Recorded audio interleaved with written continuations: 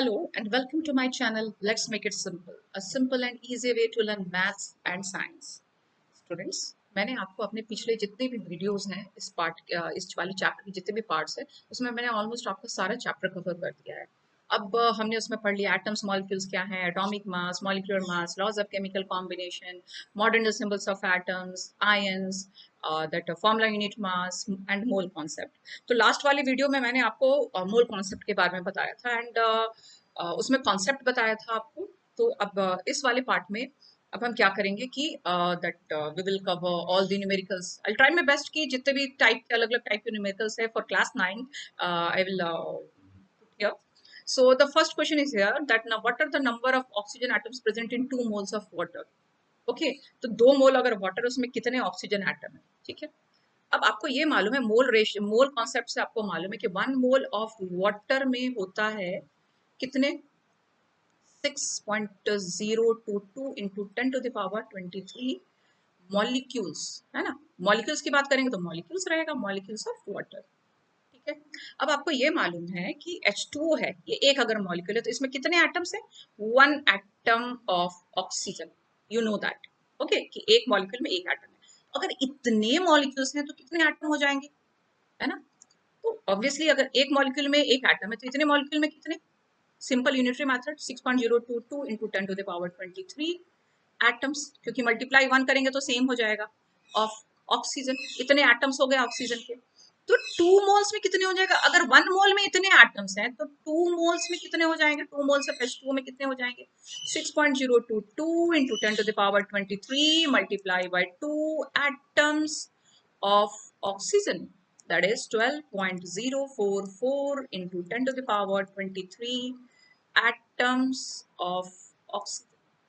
देखा, सिंपल आपको क्या करना है, कॉन्सेप्ट रखना है और बाकी तो आपका सारा वो पुराना जो हम पहले भी करते थे यूनिटरी मेथड, वही सिंपल पुट करते जाना है, ठीक है। तो सब कुछ मोल से related, everything is related to mole, okay। Now come to the next question. The mass ratio of carbon to hydrogen in methane is 3:1. What amount of hydrogen is required to react with 36 gram of carbon to form methane? तो methane के formation के लिए पहले यहाँ पे लिख लो, for the formation of methane, है ना, मीथेन है हमारा CH4, 3 gram of carbon is required to react with what, for यहाँ लिख लो फॉर 3 ग्राम ऑफ कार्बन कितना चाहिए हमारा, 1 gram of hydrogen is required. आपको मालूम है ना, दिस इज व्हाट हमारा ये है आपका that law of constant proportion, okay, वहां से आया ये, ठीक है। 3:1 और बाई मास होता है, ये याद रखना है ना, तो ठीक है। तो यानी फॉर 1 ग्राम ऑफ कार्बन कितना चाहिए, 1/3, तो simple unitary method, hydrogen is required. अब हमको कितने के लिए पूछ रहा है, 36 ग्राम्स के लिए पूछ रहा है, तो फॉर 36 ग्राम ऑफ कार्बन कितना चाहिए, 1/3 multiply by 36 gram of hydrogen is required, that is 12 gram of hydrogen is required. This is your required answer. Clear? I think ये क्लियर होगा, इजी सा क्वेश्चन था, okay. Now come to the next question. ये question क्या पूछ रहा है, ये क्वेश्चन पूछ रहा है कि what is the mass of 4.82 into 10⁻25 molecules of water, ठीक है। अब हमें इतना मालूम है कि चलो अब ये है, तो जैसे ही ऐसा क्वेश्चन आता है सबसे पहले मोल से स्टार्ट कर दो, हमेशा मोल से स्टार्ट करो। तो 1 मोल यानी 1 मोल ऑफ वाटर यानी कितना, 6.022 into 10⁻23 molecules of water, clear. और इसका मोल वेट कितना होता है, जो हमारा 1 मोल का होता है, 1 मोल का वेट कितना होता है, 18 ग्राम, याद है ना, मोल कॉन्सेप्ट से याद में मैंने आपको कॉन्सेप्ट में बताया था, ठीक है। अब ये हो गया इतने मॉलिक्यूल्स का हो गया 18 ग्राम, तो 1 मॉलिक्यूल ऑफ वाटर का कितना हो जाएगा, 18/6.022 इंटू 10⁻23 ग्राम्स। अब हमारा क्या पूछ रहा है कि 4.82 इंटू 10⁻25 मॉलिक्यूल्स ऑफ वाटर का वेट कितना हो जाएगा, 18/6.022 इंटू 10⁻23 मल्टीप्लाई बाई 4.82 इंटू 10⁻25 ग्राम। आप इसको करोगे तो आ जाएगा 14, I think the I have calculated here, या 1440, okay, it will come 1440 gram approx value होता है। मैंने आपको पहले से कैलकुलेट करके रख दिया था for saving my time. Okay, so now come to the next part. What is the number of oxygen atoms present in 126 gram of HNO3? ठीक है, अब 126 ग्राम HNO3 का में कितने ऑक्सीजन एटम्स हैं? तो सबसे पहले हमें निकालना, हमेशा मोल से स्टार्ट करना है, यानी 1 मोल ऑफ HNO3, यानी पहले हमें ये निकालना है किसमें, अच्छा HNO3 का मॉलिक्यूलर वेट क्या होता है, HNO3 ये हो जाएगा 1 प्लस ये हो गया आपका 14 प्लस ये हो जाएगा 16 into 3 48। Okay, so it will become 363। Okay, तो ये हो गया HNO3 का 63 म्यू, यानी 1 मोल का कितना हो जाएगा 63 ग्राम्स। ठीक है, तो 63 ग्राम हो गया। अब 63 ग्राम आपका है क्या, 1 मोल का। ठीक है, अब 63 ग्राम ऑफ HNO3 में आपको कितने मॉलिक्यूल्स हैं, कितने मॉलिक्यूल्स हैं आपको, that is 6.022 into 10 to the power 23 क्या मॉलिक्यूल्स हैं किसके, HNO3 के। ठीक है, अब देखो एक HNO3 में, एक HNO3 मॉलिक्यूल में कितने एटम्स है, 3 एटम्स ऑफ ऑक्सीजन।